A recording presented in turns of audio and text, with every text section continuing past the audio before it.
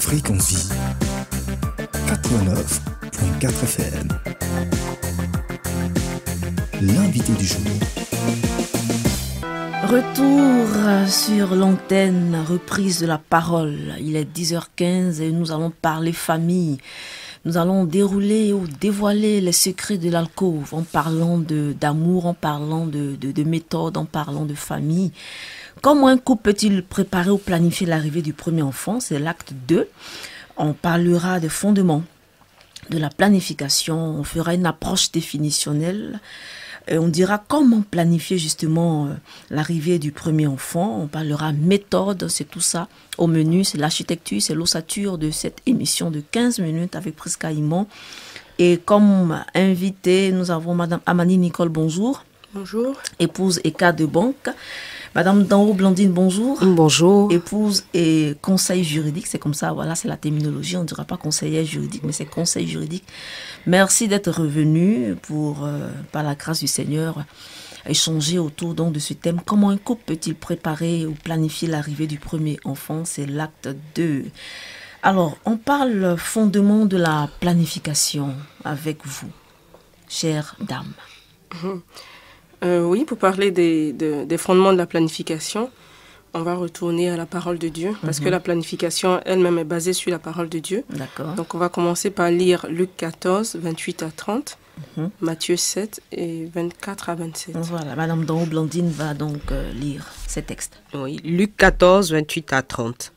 Car lequel de vous, s'il veut bâtir une tour, ne s'assied d'abord pour calculer la dépense et voir s'il a de quoi la terminer, de peur qu'après avoir posé les fondements, il ne puisse l'achever et que tous ceux qui le verront ne se mettent à le railler, en disant « Cet homme a commencé à bâtir et il n'a pu achever. » Matthieu 7, 24. Oui. C'est pourquoi quiconque entend ces paroles que je dis et les met en pratique sera semblable à un homme prudent qui a bâti sa maison sur le roc. La pluie est tombée, les torrents sont venus, les vents ont soufflé et se sont jetés contre cette maison.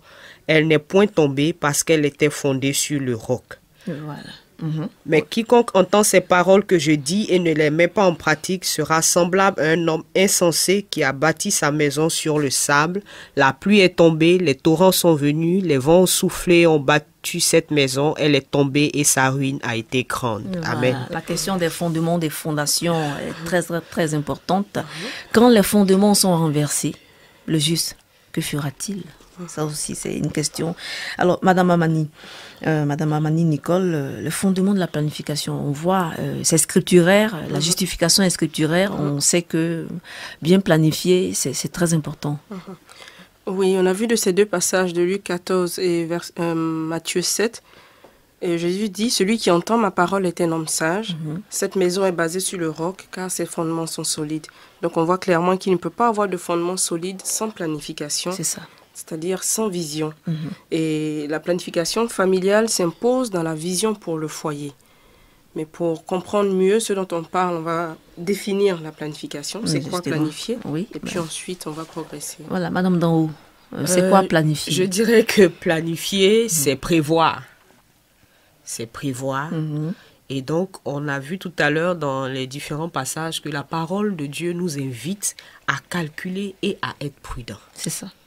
Donc, cette planification familiale-là, elle s'impose à nous au travers des Écritures. Voilà. Donc, Dieu lui-même nous invite à prévoir.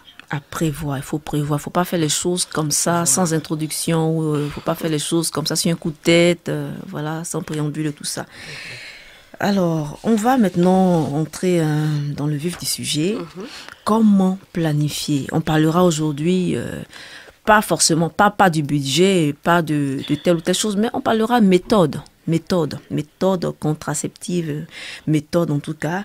Il y en a deux, il y a des méthodes naturelles et puis il y a des méthodes artificielles. Est-ce qu'on parle de la nomenclature des méthodes artificielles d'abord? Bon, en méthode artificielle, on dira la pilule, par exemple, Mhm. les préservatifs, Mhm. les différentes injections, Mhm. les stérilés, voilà. Le stérilet, ça c'est pour la femme. Hein. Voilà, c'est pour la femme. D'accord, voilà. On va maintenant parler des méthodes naturelles et surtout de la MAO. En abrégé, hein, c'est la MAO, c'est la méthode d'auto-observation. Madame Amani, Nicole. Bon, pour répondre à la question de comment planifier, Mhm. bon, toujours dans les Écritures, il y a Ecclésiaste 3, 1 à 8 aussi qui nous dit qu'il y a un temps pour chaque chose. Donc, il y a un temps pour naître et puis bon. Donc, comment planifier? D'abord, je dirais que mon choix de méthode de planification doit aller dans les droites lignes de Dieu. Ok, ça c'est très important. Oui, hein. ça, c'est clair. Mhm. Donc, je ne veux pas entrer dans une polémique, mais mon choix de planification doit aller dans les droites lignes de Dieu, ce qui invite donc à respecter les saisons dont parle l'Ecclésiaste 3, auquel j'ai fait allusion tout à l'heure. Oui. Et ces saisons-là aussi, Dieu les a prévues dans le corps de la femme. De la même façon qu'il y a une saison des pluies, une saison sèche, on retrouve dans le cycle menstruel de la femme ces différentes saisons qui nous donnent des temps de fertilité et des temps d'infertilité qu'il faut connaître Oui. et suivre en fait. Alors, Madame Danho, cela veut dire tout simplement que une femme en griffe normale Oui, doit pouvoir connaître son cycle menstruel. oui. Mhm. Elle doit C'est pouvoir d'abord ça, hein. connaître son cycle menstruel, faut- elle doit pouvoir se connaître. Elle doit pouvoir se connaître. Voilà. Elle ne peut pas forcément compter sur son homme, hein. C'est elle d'abord qui doit connaître son corps. Oui, oui. Et c'est pour ça que la méthode, c'est méthode d'auto-observation. Donc, elle va s'observer durant tout le cycle et en fonction des différentes variations de son organisme, comme Madame Amani l'a dit tout à l'heure, on va déterminer les périodes de fertilité et les périodes d'infertilité. Donc, comme il y a un temps pour toute chose, si le couple décide d'avoir un enfant, donc, on a la période de fertilité, on la connaît. Et si le couple décide de ne pas avoir d'enfant, on a la période d'infertilité, on la connaît aussi. Et on agit en fonction. C'est cela. Voilà. Si vous voulez avoir un enfant, il ne faut pas le faire lorsque... Voilà, les en choses période sont pas- d'infertilité. Oui, parce que c'est vrai que le miracle existe, mais il ne faut pas faire comme ça. Il ne Voilà. faut pas faire ça. Voilà. Alors, Madame Amani, elle veut dire certainement quelque chose là-dessus. Oui, juste une précision. Cette méthode d'auto-observation n'exclut pas le mari. Ah, ça n'exclut pas le Non, mari. pas du tout. Au contraire, c'est une méthode qui invite au dialogue et qui permet au couple ensemble de gérer la planification de ses naissances en fait. Donc c'est pas madame connaît son cycle ou bien quand madame est subitement enceinte, ah bah c'est elle m'a rien dit. Non, c'est une méthode qui engage les deux conjoints qui sont responsables de leur sexualité et de la planification de leurs enfants. Voilà. C'est cela. Ouais. Donc, tout ce que madame observe, monsieur, je dirais, l'observe aussi. Oui. Et c'est ensemble qu'ils décident. Et c'est une méthode qui permet la communion et la communication dans le couple. Voilà. Et il y a eu des témoignages selon lesquels la femme voulait tellement avoir un enfant et le mari n'était pas prêt. Et la femme, connaissant son cycle menstruel, a carrément, je veux dire, n'a pas partagé sa volonté d'avoir l'enfant maintenant. Et puis l'enfant est né. Enfin, il y a eu la grossesse, le mari n'est pas content. Alors, Là, c'est de commun accord. oui, mais Voilà. bon, justement, Donc, je donne un exemple comme ça. Voilà. Donc, en fait, la méthode des MAO, l'observation, c'est différents éléments. Différents éléments Oui. qu'il faut observer, notamment la glaire, la température et le col. D'accord. Tout Donc, ça, cette tout ça- terminologie-là, oui, la glaire, là, c'est quoi? Est-ce que c'est un Voilà. liquide? Voilà. Donc, à un moment du cycle de la femme, elle va observer cette glaire-là.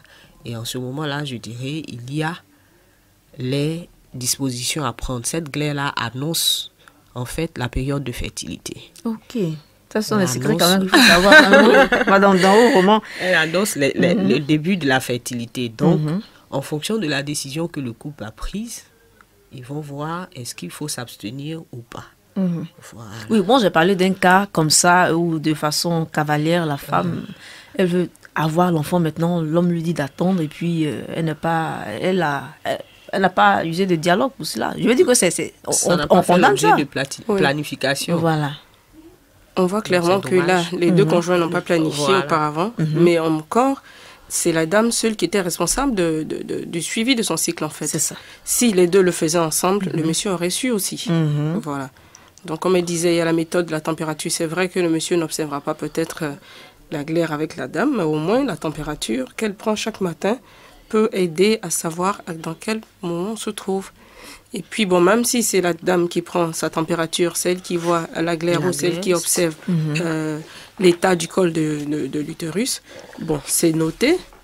Donc, le monsieur n'est pas exclu. Rien ne l'empêche de regarder aussi, puisque c'est noté, en fait. C'est un conseil que vous donnez aux hommes, hein?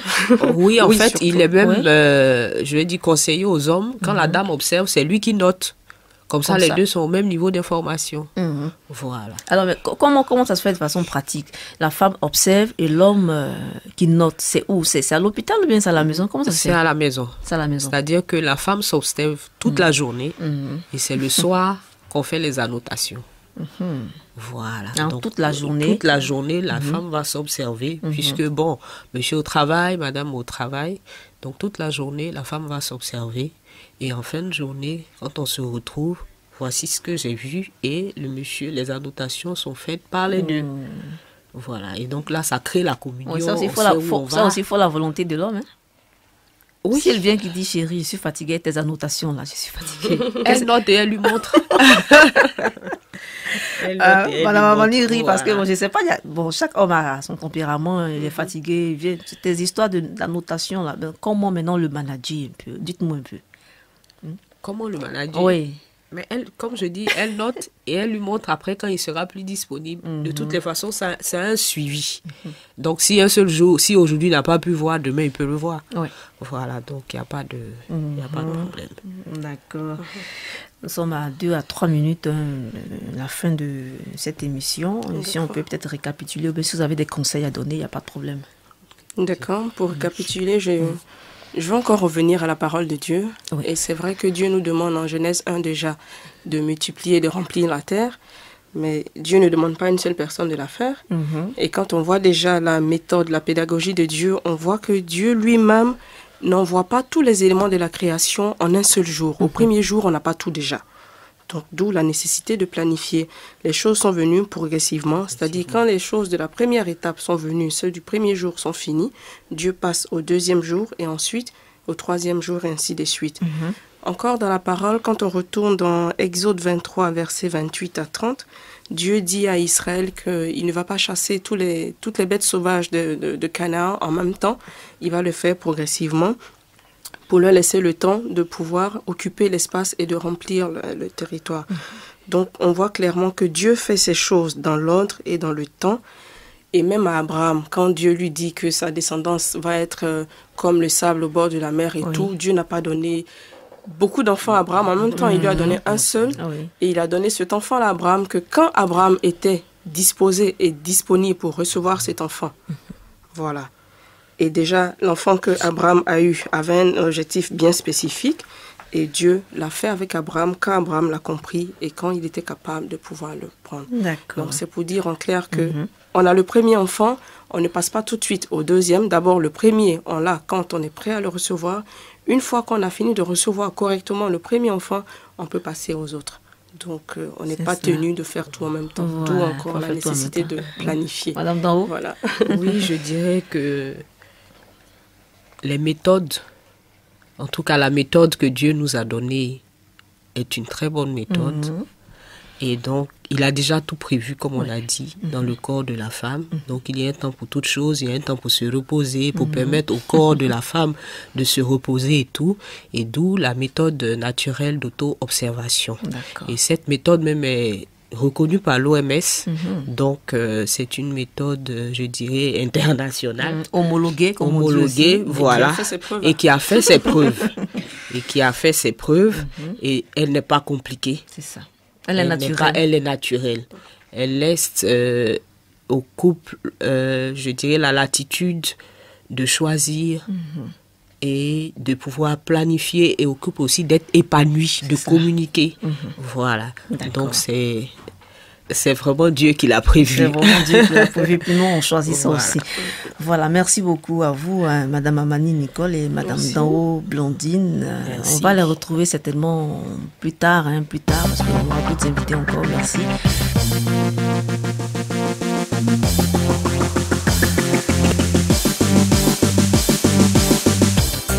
Fréquence Vie 89.4 FM.